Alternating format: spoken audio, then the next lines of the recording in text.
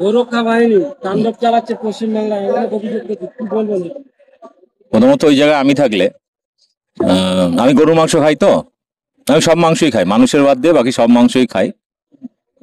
যারা এই যে গরু ব্যবসায়ীদেরকে ধরে অত্যাচার করলো, মারলো, মানে এটা আমরা উত্তরপ্রদেশ বা বিজেপি শাসিত রাজ্যে দেখে অভ্যস্ত, বাংলা এটা ছিল না। প্রত্যেকটা এলাকায় এরকম হাট বসে, গরুর হাট বসে, সেখানে কৃষকরা তাদের প্রয়োজনীয় আহ কৃষিকাজের জন্য বা বাড়ির দুধের জন্য অনেকেই গরু কিনে নিয়ে যান। তো সেরকমই নিয়ে যাচ্ছিলেন, এবং পুলিশ যা বলেছে সেটা হচ্ছে যে তারা বাড়ির জন্যই কেনা হয়েছিল, ওটা খাওয়ার জন্য কেনা হয়নি। তো বিষয়টা হচ্ছে যে বিজেপি পশ্চিমবাংলায় দাঙ্গা লাগানোর বহুদিন ধরে চেষ্টা করেছে, বিভিন্ন ইস্যুতে চেষ্টা করেছে। এটা তারই একটা পরিকল্পনা, কারণ আমরা দেখছি যে বিজেপি শাসিত রাজ্যগুলোতে শুধু বাঙালি মুসলিম নয়, বাঙালি হিন্দুরাও নির্যাতিত, এবং এখনো পর্যন্ত টোটাল 6 জনের নামে এনআরসি নোটিশ পর্যন্ত এসছে। 4 জন হিন্দু বিজেপি শাসিত রাজ্যে খুন হয়েছে। এর আগে সাবির মল্লিক, আমাদের এই বাসন্তীর, ও খুন হয়েছে, উত্তরবঙ্গের একজন খুন হয়েছে। টোটাল বিগত কয়েক মাসে আমি যদি হিসাব করে দেখি যে হিন্দু মুসলিম মিলিয়ে প্রায় 10 জনের বেশি বাঙালি শ্রমিক যারা অন্য রাজ্যে কাজ করতে গেছে সেখানে তাদেরকে পিটিয়ে মেরেছে বিজেপির এই গোরক্ষক বাহিনী। তো পশ্চিমবাংলায় গোরক্ষক বাহিনীকে দেখে আমার একটু আশা ভরসা জাগছে। প্রথমত যে গরুগুলো আগের দিন ধরেছে, ওরা গাড়ি থেকে নামিয়ে নিয়েছে। তো আমি জানি না তারা গরুগুলোকে কি করবে, কিন্তু উত্তরপ্রদেশ বা অন্যান্য বিজেপি রাজ্যে গোরক্ষক বাহিনী যেটা করে সেটা হচ্ছে সেই লাবারিশ গরু ধরে ধরে বড় একটা খামার এলাকায় রাখে, বিভিন্ন জায়গা থেকে গাড়ি থেকে জোর করে, মুসলিমদের বাড়ি থেকে জোর করে সেই গরুগুলোকে নেয়, নিয়ে বিভিন্ন যে ব্যবসায়ীরা রয়েছে যারা বিদেশে গরুর মাংস রপ্তানি করে। আপনারা জানেন ভারতবর্ষ 4 নম্বরে ছিল গোমাংস রপ্তানিতে, এখন 2 নম্বরে এসেছে। সেই সমস্ত কারখানায় যেখানে গরু মাংস কেটে পার্সেল করা হয় বিদেশে, সেই সমস্ত কারখানায় এই সমস্ত গোরক্ষক বাহিনী ওই গরুগুলোকে নিয়ে বিক্রি করে দেয়, মোটা টাকা ইনকাম হয়। গরিব মানুষের কাছ দিয়ে গরু কেড়ে নেওয়া হচ্ছে, অর্থাৎ কৃষকের কাছ থেকে কেড়ে নেওয়া হচ্ছে, অর্থাৎ তার রুটি রুজির একটা মাধ্যমকে কেড়ে নেওয়া হচ্ছে। এরা কিন্তু এই গোরক্ষক বাহিনী গরুগুলোকে মা মনে করে না, গরুর মাংসটাকে কিন্তু পয়সা মনে করে। এবং এরা গোরক্ষক বাহিনীরা গরু রক্ষার জন্য নয়, এরা পয়সা কামানোর জন্য করে।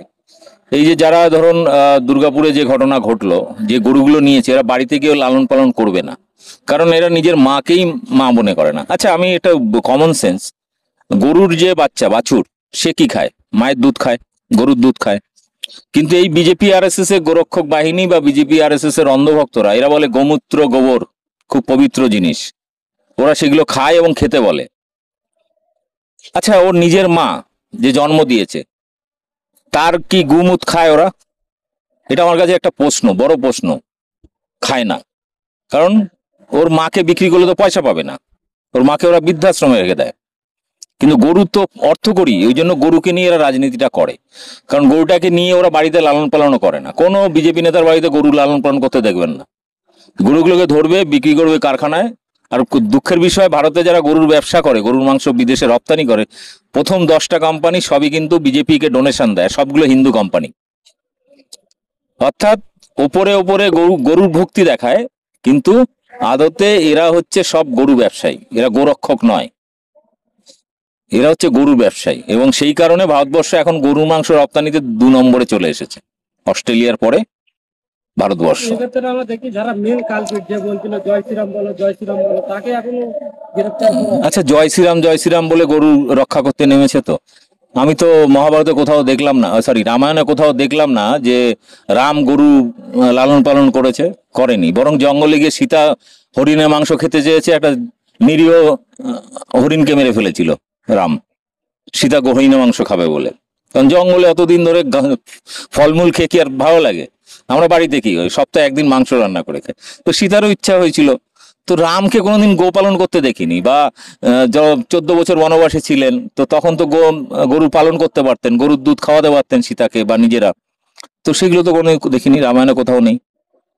জয় শ্রীরাম বলে অ্যাকচুয়ালি এরা গো রক্ষার নামে যেটা করছে সেটা হচ্ছে রামকে যেমন বদনাম করছে, একই সাথে এরা গরুর ব্যবসা করছে। কোনো গোরক্ষক বাহিনী নিজের বাড়িতে গরু পালন করে না, আমি চ্যালেঞ্জ নিয়ে বলতে পারি।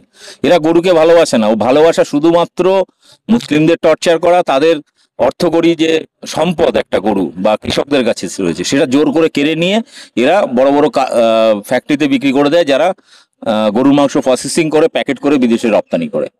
এটা হচ্ছে এদের ধান্দাবাজি। এখানে গরুর প্রতি প্রেম ভালোবাসা নেই। গরুকে মা বলে আর নিজের মাকে বৃদ্ধাশ্রমে পাঠায়। আমি তো খুব আমি বাস্তব অভিজ্ঞতা বলছি। আমি হিন্দুদের মধ্যে যত পরিমাণে মাকে বৃদ্ধাশ্রমে পাঠানোর রেকর্ড আছে, মুসলিমদের মধ্যে অতটা নেই।